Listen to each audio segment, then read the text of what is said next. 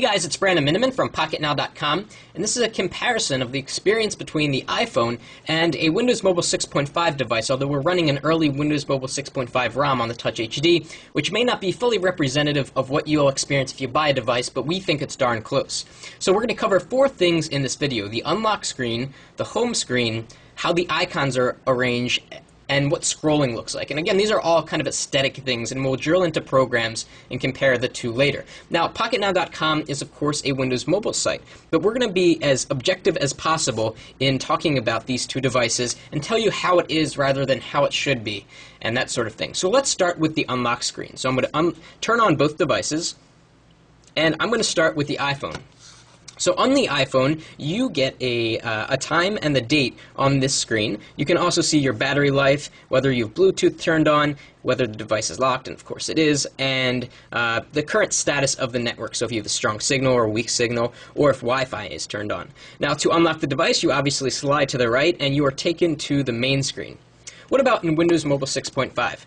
Well, a little bit of a different story here. We get more information on Windows Mobile 6.5. We get to see our next appointment right on the screen without having to unlock the device. And we also get the information from our network and the time, and well, the time's down there too, and signal strength and that sort of thing. But Windows Mobile 6.5 goes a little bit beyond that. We can slide to unlock to get to the main screen, or we can actually tap on the unlock button and see notifications that we have and go directly into the notifications application if there's something to act upon. So here I have a missed call. If I slide to the right, I will be taken to the call history application. If I have a missed email or a missed SMS, it will also jump into that application. So I think for the home screen, Windows Mobile wins, because it allows you to see more on the screen and action more rather than having to just have one choice, which is slide to unlock. Okay, now let's talk about the main screens. Both on the iPhone and Windows Mobile 6.5, you can see a lot from the main screen. I can see if I have any new mail or new SMS or new calls from the main screen on the iPhone. But Windows Mobile 6.5 goes a little bit beyond that. So not only can we see if we have new emails, I have one, or a missed call, one over there, we can slide up to the top and actually flick through the pictures on our device. And I only have one picture right now. We can go down to music and play music right from our Today screen without having to actually drill into a program. Or we can go down to the calendar application and flick through our next appointments without having to drill into the calendar application. So I think that in terms of functionality, the Windows Mobile 6.5 main screen has more functionality than does the iPhone's. So let's talk about icons now. If you want to get to the programs in Windows Mobile 6.5, you have to click the Start button. And that's an extra step because on the iPhone, when you get into your main screen, you're already right there where all your icons are. In Windows Mobile 6.5, you can't really do too much to rearrange these icons. They're arranged in a vertical list, so to get to the bottom, you have to go all the way to the bottom, which is kind of annoying. Now, you can bring icons to the top that you use a lot. So if we tap and hold on Windows Live, we can move that to the top. But it's not like the iPhone where we can have multiple panes arranged to have certain tasks. So I can have the second pane be all my games, the third pane be all of my internet favorites and that sort of thing. And I think it allows for a better way to organize all of your icons. Windows Mobile, not so much. You can't have that level of organization.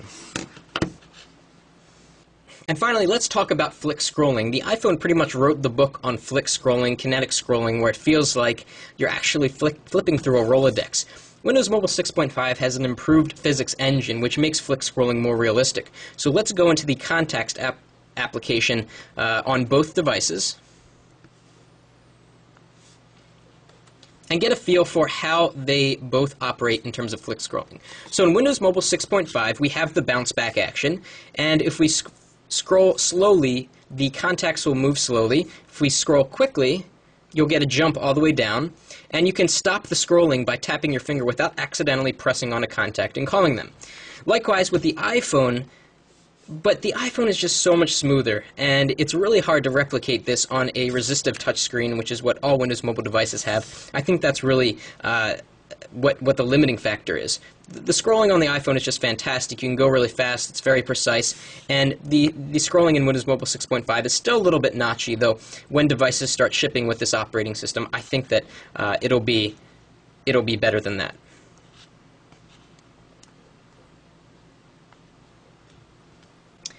So guys, that was a tour of Windows Mobile 6.5 compared to the iPhone experience, and I think it's pretty much a tie at this point.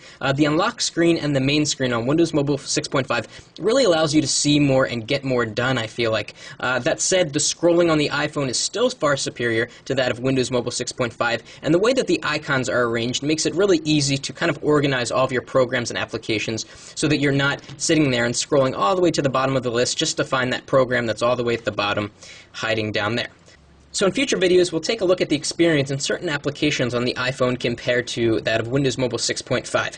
That's it for now, and for more on Windows Mobile 6.5 and Windows Mobile in general, follow us on Twitter at twitter.com/PocketNowTweets. That's it for now.